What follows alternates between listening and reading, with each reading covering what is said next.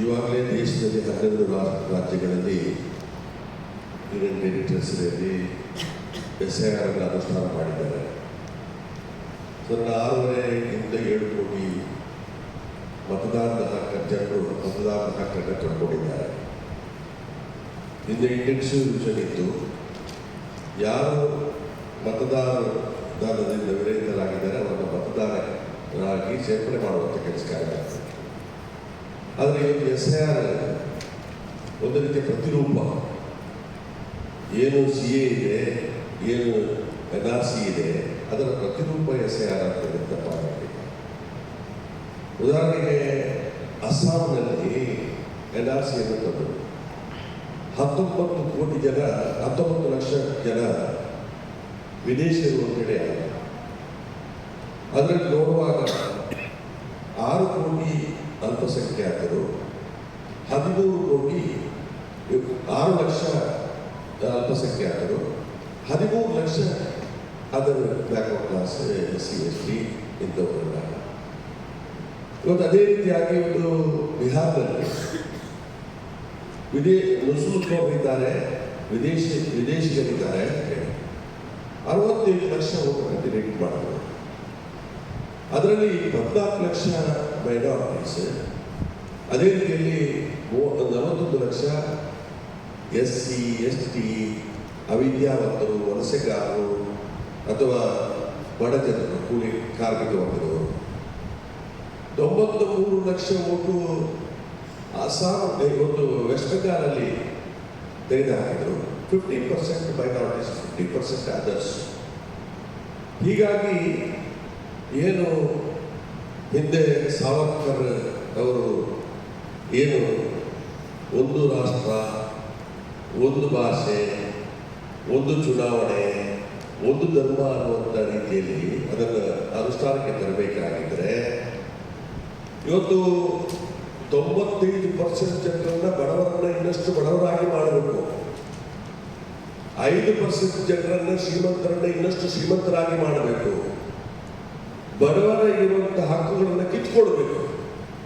ಮತದಾನದ ಹಕ್ಕನ್ನು ಕಿತ್ತುಕೊಳ್ಳುವಂಥ ಕೆಲಸ ಕಾರ್ಯಕ್ಕೆ ಕೇಂದ್ರ ಸರ್ಕಾರದ ಕುಮ್ಮಕ್ಕಿನಿಂದ ಎಲೆಕ್ಷನ್ ಕಮಿಷನ್ ಇವತ್ತು ಕೆಲಸ ಮಾಡ್ತದೆ. ಸಂವಿಧಾನಬದ್ಧವಾಗಿ ಪೌರತ್ವವನ್ನು ತೀರ್ಮಾನ ಮಾಡುವಂಥ ಅವಕಾಶ ಇವತ್ತು ಎಲೆಕ್ಷನ್ ಕಮಿಷನ್ಗೆ ಇಲ್ಲ. ಆದರೂ ಕೂಡ ಇವತ್ತು ಒಂದು ರೀತಿಯಲ್ಲಿ ನಮ್ಮ ಹತ್ರ ಯಾವುದಿದೆ, ಆಧಾರ್ ಕಾರ್ಡ್ ಇದ್ರೆ, ಪಾನ್ ಕಾರ್ಡ್ ಇದ್ರೆ, ರೇಷನ್ ಕಾರ್ಡ್ ಇದ್ರೆ, ಅದು ಯಾವುದು ಕೂಡ ಆಗುದಿಲ್ಲ. ಯಾವುದು ನಮ್ಮ ಹತ್ರ ಇಲ್ಲ ಅಂಥದನ್ನ ಇವತ್ತು ಪ್ರಮಾಣ ಪತ್ರ ಕೊಡಿ ಅನ್ನುವಂಥ ರೀತಿಯಲ್ಲಿ ಜನರನ್ನ 140 ಕೋಟಿ ಜನ ಕೂಡ ವಾಪಸ್ ನಮಗೆ ಮತದಾನದ ಹಕ್ಕು ಕೊಡಿ ಅಂತೇಳಿ ಅರ್ಜಿ ಕೊಡಬೇಕಾದಂಥ ಒಂದು ಸನ್ನಿವೇಶ ಈ ದೇಶದಲ್ಲಿ ಇವತ್ತು ಉತ್ಪತ್ತಿಯಾಗಿದೆ. ಇವತ್ತು ಇದಕ್ಕೋಸ್ಕರ ಅನೇಕ ಸಂಘ ಸಂಸ್ಥೆಗಳು, NGOs ಅಥವಾ ಇವತ್ತು ಇದರಲ್ಲಿ ಕೆಲಸ ಮಾಡ್ತಾ ಇದ್ದಾರೆ. ಜಾಗೃತ ವರ್ಗದವರ ಬೇಡಿಕೆ ಇದೆ. ಇವತ್ತು ಎಲೆಕ್ಷನ್ ಕಮಿಷನ್ ಅವರು ತಂದಿರುವಂಥ SIRನಲ್ಲಿ ಲಾಜಿಕಲ್ ಡಿಸ್ಪೆನ್ಸರಿ ಅನ್ನುವಂಥದ್ದು ಇಲ್ಲ. ಆದರೆ ಇವತ್ತು ಅದನ್ನ ಉಲ್ಲೇಖ ಮಾಡಿ ಎಷ್ಟೋ ಮತದಾರರ ಹಕ್ಕನ್ನು ಕಿತ್ತು ಹಾಕುವಂಥ ಕೆಲಸ ಮಾಡ್ತಾರೆ. ಇವತ್ತು ಬಿಹಾರದಲ್ಲಿ 22 ಲಕ್ಷ ಜನರದ್ದು ಇದರ ಮುಖಾಂತರ ಕಿತ್ತು ಹಾಕಿದ್ದಾರೆ ಹೇಳಿದ್ದೀವಿ.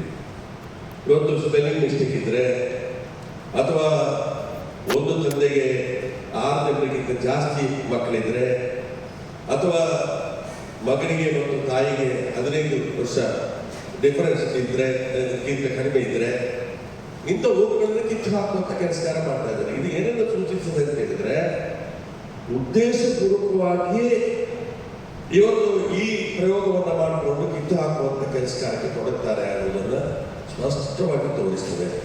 ಏನಿದೆ ಅದನ್ನು ಕಿತ್ತು ಹಾಕಬೇಕು, ಅದನ್ನು ತೆಗೆದು ಹಾಕಬೇಕು. ಜಾಗೃತ ಪಡೆದವರ ಬೇಡಿಕೆ ರೀತಿಯಲ್ಲಿ ಮತ್ತು ಇವತ್ತು ಒಟ್ಟಿಗೆ ಮತದಾರರನ್ನು ಒಟ್ಟು ಸೇರಿಸಿ ಅವರಿಗೆ ಯಾವ ರೀತಿಯ ವ್ಯವಸ್ಥೆ ಮಾಡಬೇಕು ಅನ್ನೋ ಪ್ರಮಾಣ ಪತ್ರ ಕೊಡಬೇಕಾ, ಅದೇ ರೀತಿಯಲ್ಲಿ ಇದು ಮಾಡಬೇಕಾಗುವಂಥ ವಿಮರ್ಶೆ ಮಾಡಿಕೊಂಡು ಅವರಿಗೆ ಪ್ರಮಾಣ ಪತ್ರ ಸರ್ಕಾರದಿಂದ ಕೊಡಬೇಕಾಗಿದ್ರೆ ಅದನ್ನು ರೂಪಿಸಿಕೊಂಡು ಕೊಡುವಂಥ ಕೆಲಸ ಕಾರ್ಯ ಮಾಡಬೇಕು. ಮತ್ತು ಅಬ್ಜೆಕ್ಷನ್ ಹಾಕಲಿಕ್ಕೆ ಅಥವಾ ಇವತ್ತು ಅದಕ್ಕೆ ಬೇಕಾಗುವಂಥ ದಾಖಲೆಗಳನ್ನು ಸಬ್ಮಿಟ್ ಮಾಡಲಿಕ್ಕೆ ಸರಿಯಾದ ಸಮಯಾವಕಾಶ ಕೊಡಬೇಕು. ಈ ರೀತಿಯಲ್ಲಿ ಅನೇಕ ಬೇಡಿಕೆಗಳನ್ನು ಮುಂದಿರುವಂಥ ಅವಕಾಶ ಆಗಿದೆ. ಮುಂದಿನ ದಿವಸ ಇವತ್ತು ಕರ್ನಾಟಕ ರಾಜ್ಯದಲ್ಲಿ ಮಾನ್ಯ ಮುಖ್ಯಮಂತ್ರಿಗಳು ಇವಾಗಲೇ ಘೋಷಣೆ ಮಾಡಿದ್ದಾರೆ, ಯಾರಿಗೆ ಪ್ರಮಾಣ ಪತ್ರ ಇಲ್ಲ ಅವರಿಗೆ ಪ್ರಮಾಣ ಪತ್ರವನ್ನು ಕೊಡುವಂಥ ಕೆಲಸ ಕಾರ್ಯವನ್ನು ಇಲಾಖೆಗಳು ಮಾಡಬೇಕು ಅನ್ನುವಂಥ ರೀತಿಯಲ್ಲಿ ಇವಾಗಲೇ ಸರ್ಕಾರ ನಿರ್ದೇಶನ ತಗೊಂಡಿದೆ. ಈ ರೀತಿಯಲ್ಲಿ ಇವತ್ತು ಅದಕ್ಕೆ ಸತತರಾಗುವಂಥ ಅವಕಾಶ. ಹೆಚ್ಚಿನ ಅಂಶ ಇದನ್ನ ಪ್ರಜಾಪ್ರಭುತ್ವ ಒಂದು ವ್ಯವಸ್ಥೆಗೆ, ಸಂವಿಧಾನಕ್ಕೆ ವಿರುದ್ಧವಾದಂಥ ಈ ವ್ಯವಸ್ಥೆ ಏನಿದೆ ಇದಕ್ಕೆ ಕೇಂದ್ರ ಸರ್ಕಾರ ನೇರವಾಗಿ ಹೊಣೆಗಾರಿಕೆ ಆಗ್ತದೆ. ಅದರ ಅಂಡರ್ಲಿರುವಂಥ ಎಲೆಕ್ಷನ್ ಕಮಿಷನರ್ ಈ ಚುನಾವಣೆಯಲ್ಲಿ ಗೆಲ್ಲುವ ಆಟಕ್ಕೋಸ್ಕರ ಮಾತ್ರ ಸೀಮಿತ. ಇವತ್ತು ಮಮತಾ ಬ್ಯಾನರ್ಜಿ ಅವರ ಕ್ಷೇತ್ರದಲ್ಲಿ 1 ಲಕ್ಷಕ್ಕಿಂತ ಮಿಕ್ಕಿ ಓಟನ್ನು ಕಿತ್ತು ಹಾಕಿದ್ದಾರೆ.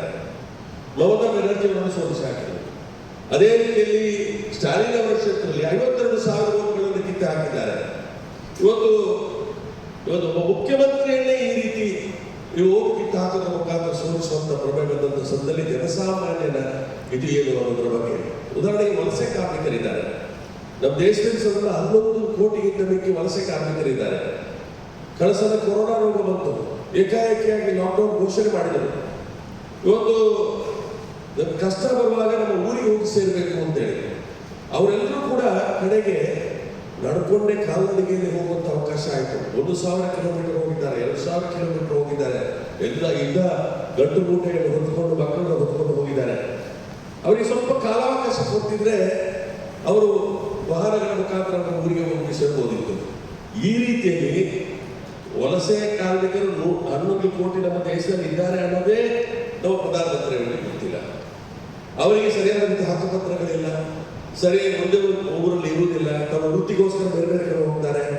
ಇಂಥವರ ಯಾರು ಅಮಾಯಕರಿದ್ದಾರೆ ಅಂತ ಓಟನ್ನು ಕಿತ್ತು ಹಾಕುವಂತ ಕೆಲಸ ಕಾರ್ಯ ಮಾಡ್ತಾರೆ. ಇದನ್ನು ನಾವು ಪ್ರತಿಭಟಿಸ್ತೇವೆ. SIR ನಲ್ಲಿ ನಾವು ಸರಿಯಾದ ರೀತಿಯಲ್ಲಿ ಅದರ ಪ್ರಕ್ರಿಯೆಯಲ್ಲಿ ಭಾಗವಹಿಸಿ ಇವತ್ತು ನಮ್ಮ ಮತದಾರರ ಯಾರು ಅಮಾಯಕ ಮತದಾರರಿದ್ದಾರೆ ಅವರ ರಕ್ಷಣೆ, ಮತದ ಹಕ್ಕನ್ನು ಉಳಿಸುವಂತ ಕೆಲಸ ಕಾರ್ಯ ಕೂಡ ನಾವು ಜಿಲ್ಲಾ ಕಾಂಗ್ರೆಸ್ ಹಂತ ಹಂತವಾಗಿ ಕಾರ್ಯಕ್ರಮ ಇವಾಗಲೇ ಹಮ್ಮಿಕೊಂಡಿದ್ದೇವೆ. BLA ಕೂಡ ಜೋಡಣೆ ಆಗಿದೆ. ಅದರ ಮುಖಾಂತರ ನಾವು ಅಲ್ಲಲ್ಲಿ ಜಾಗೃತಗೊಳಿಸುವಂತ ಮತದಾರರ ಜಾಗೃತಗೊಳಿಸುವಂತ ಕಾರ್ಯಕ್ರಮ ಕೂಡ ಇವತ್ತು ಚಾಲನೆ ಕೊಡುವಂತ ಕಾರ್ಯಕ್ರಮ ಹಾಕೊಳ್ತಾ ಇದ್ದೀವಿ. ಜನರ ಹತ್ರ ಹೋಗ್ತಾ ಇದ್ದೀವಿ. ಅವರ ಮತದಾರರ ಹಕ್ಕನ್ನು ಉಳಿಸುವಂತ ದೃಷ್ಟಿಯಲ್ಲಿ ಕೂಡ ನಾವು ಕೆಲಸ ಕಾರ್ಯವನ್ನು ಮಾಡಲಿಕ್ಕೆ ಎಲ್ಲ ರೀತಿಯ ತಯಾರಿಯನ್ನು ಮಾಡಿಕೊಂಡಿದ್ದೀವಿ. ಇವತ್ತು ನಮ್ಮ ಮುಖ್ಯಮಂತ್ರಿ ಆಗಿದ್ದಾರೆ. ಇಬ್ಬರು ಕೂಡ ಇವತ್ತು ವಿದ್ಯಾರ್ಥಿ ಘಟಕದಿಂದ ಹಿಡಿದು ನಮ್ಮ ಕ್ಯಾಡರ್ನ ಮುಖಾಂತರ ಬಂದಂಥವರು. ಇತ್ತೀಚಿನ ದಿವಸ ಹೊಸವರಿಗೆ ಅವಕಾಶವನ್ನು ಒದಗಿಸಿಕೊಳ್ಳುವ ದೃಷ್ಟಿಯಲ್ಲಿ ಶ್ರೀಯುತ DK ಶಿವಕುಮಾರ್ ಅವರ ಮುಖ್ಯಮಂತ್ರಿ ಇವತ್ತು ವಿದ್ಯಾರ್ಥಿ ಸಂಘದಲ್ಲಿ ಕೆಲಸ ಮಾಡಿದಂಥ DK ಶಿವಕುಮಾರ್ ಅವರ ಇವತ್ತು ಮುಖ್ಯಮಂತ್ರಿ ಆಗುವಂಥ ಅವಕಾಶವನ್ನು ಕಲ್ಪಿಸಿಕೊಟ್ಟಿದ್ದಾರೆ. ಇವತ್ತು ನಮಗೆ ನಾವೆಲ್ಲ ಒಟ್ಟಿಗೆ ಸಂಘಟನೆಯಲ್ಲಿ ಕೆಲಸ ಮಾಡಿದಂಥವರು. ಶ್ರೀಯುತ DK ಶಿವಕುಮಾರ್ ಅವರು ಹೇಳ್ತಾ ಇದ್ರು, ನಮ್ಮ ಸಂಘಟನೆ ಇರುವಂಥ ಸಂದರ್ಭದಲ್ಲಿ ನಾನು ಒಂದಲ್ಲ ಒಂದು ದಿವಸ ಮುಖ್ಯಮಂತ್ರಿ ಆಗಬೇಕು ಕರ್ನಾಟಕ ರಾಜ್ಯದ. ನಾನು ಇತ್ತೀಚಿನ ದಿವಸ ಅವ್ರನ್ನ ಕೇಳಿದ್ದೆ, ಏನು ಅದು ಅವರು ಹೇಳ್ತಾ ಇದ್ರಲ್ಲ ಏನಾದ್ರು ಆಗ್ತದ ಅಂತ. ಆಗ ಹೇಳಿದ್ರು, ಸದ್ಯಕ್ಕೆ ಸುಮ್ಮನೆ ಸ್ವಲ್ಪ ದಿವಸದಲ್ಲಿ ಆಗ್ತದೆ ಅಂತ ಹೇಳಿ. ಇವತ್ತು ಅವರು ಮುಖ್ಯಮಂತ್ರಿ ಆಗಿದ್ದಾರೆ. ಅವರಿಗೆ ಅಭಿನಂದನೆ ಸಲ್ಲಿಕೆ ಮಾಡ್ತೇವೆ. ಶ್ರೀಯುತ ಹರಿಪ್ರಸಾದ್ ಅವರು ಕೂಡ ವಿದ್ಯಾರ್ಥಿ ಘಟಕದಿಂದ ಮುಂದೆ ಬಂದಂಥವರು. NSA ಬಗ್ಗೆ, ವಿದ್ಯಾರ್ಥಿಗಳ ಹೋರಾಟದ ಬಗ್ಗೆ ಸಕ್ರಿಯವಾಗಿ ತೊಡಗಿಸಿಕೊಂಡಂಥವರು. ನಾನು ಒಂದು ಸಂದರ್ಭದಲ್ಲಿ ನಾನು ಕೂಡ ರಾಜ್ಯದ ಅಧ್ಯಕ್ಷರಾಗುವಂಥ ಅವಕಾಶ ಇತ್ತು. ಆ ಸಂದರ್ಭದಲ್ಲಿ ಅವರು ಸಂಘಟನೆ NSAಯನ್ನು ಯಾವ ರೀತಿ ಬೆಳೆಸಬೇಕು ಬೆಂಗಳೂರು ಪರಿಸರದಲ್ಲಿ ಅನ್ನುವಂಥ, ಬೆಂಗಳೂರಿಗೆ ನಾನು ಹೊಸಬರಾಗಿದೆ, ಅವರ ಮಾರ್ಗದರ್ಶನದಲ್ಲಿ ಸಂಘಟನೆ ಮಾಡುವಂಥ ಅವಕಾಶಗಳಿತ್ತು. ಬೇರೆ ಬೇರೆ ಹಂತಗಳಲ್ಲಿ ಕೆಲಸ ಕಾರ್ಯ ಮಾಡಿದ್ದಾರೆ. ಪಕ್ಷದ ಸೇವಾದಳ ಇರ್ಬೋದು, ಅಥವಾ ACC ವರ್ಕಿಂಗ್ ಕಮಿಟಿ ಮೆಂಬರ್ ಆಗಿರ್ಬೋದು, ACC ಪ್ರಧಾನ ಕಾರ್ಯದರ್ಶಿ ಆಗಿರ್ಬೋದು, ರಾಷ್ಟ್ರಾದ್ಯಂತ ಕೆಲಸ ಕಾರ್ಯ ಮಾಡುವಂಥ ಒಬ್ಬ ವ್ಯಕ್ತಿಯನ್ನ ಇವತ್ತು ನಮ್ಮ ಕರ್ನಾಟಕ ಪ್ರದೇಶ ಕಾಂಗ್ರೆಸ್ ಅಧ್ಯಕ್ಷರಾಗಿ ಆಯ್ಕೆ ಮಾಡಿದ್ದಾರೆ. ಅವರಿಗೆ ಅಭಿನಂದನೆ ಸಲ್ಲಿಸುವುದರ ಮುಖಾಂತರ ಇವತ್ತು ಕೇರಳದಲ್ಲಿ ಸತೀಶ್ ಮುಖ್ಯಮಂತ್ರಿ ಆಗಿದ್ದಾರೆ.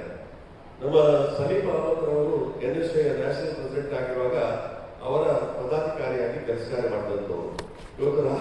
ಇವತ್ತು ಅವರು ಮುಖ್ಯಮಂತ್ರಿ ಆಗುವಂಥ ಅವಕಾಶ ಆಗಿದೆ. ಹಿಮಾಚಲ ಪ್ರದೇಶದ NSA ಅಧ್ಯಕ್ಷರಾಗಿದ್ದಂಥವರು ಇವತ್ತು ಮುಖ್ಯಮಂತ್ರಿ ಆಗಿದ್ದಾರೆ. ನಮ್ಮ ಪಕ್ಷದಲ್ಲಿ ಹೊಸತನಕ್ಕೆ ಹೆಚ್ಚಿಗೆ ಒತ್ತು ಕೊಡುವಂಥ ಕೆಲಸ ಕಾರ್ಯವನ್ನ ಪಕ್ಷ ಇವತ್ತು ನಮ್ಮನ್ನು ನಡೆಸ್ತಾ ಇದೆ. ಇವತ್ತು ಆ ದೃಷ್ಟಿಯಲ್ಲಿ ಅವರೆಲ್ಲರಿಗೂ ಕೂಡ ಅಭಿನಂದನೆ ಸಲ್ಲಿಕೆ ಮಾಡಿಕೊಂಡು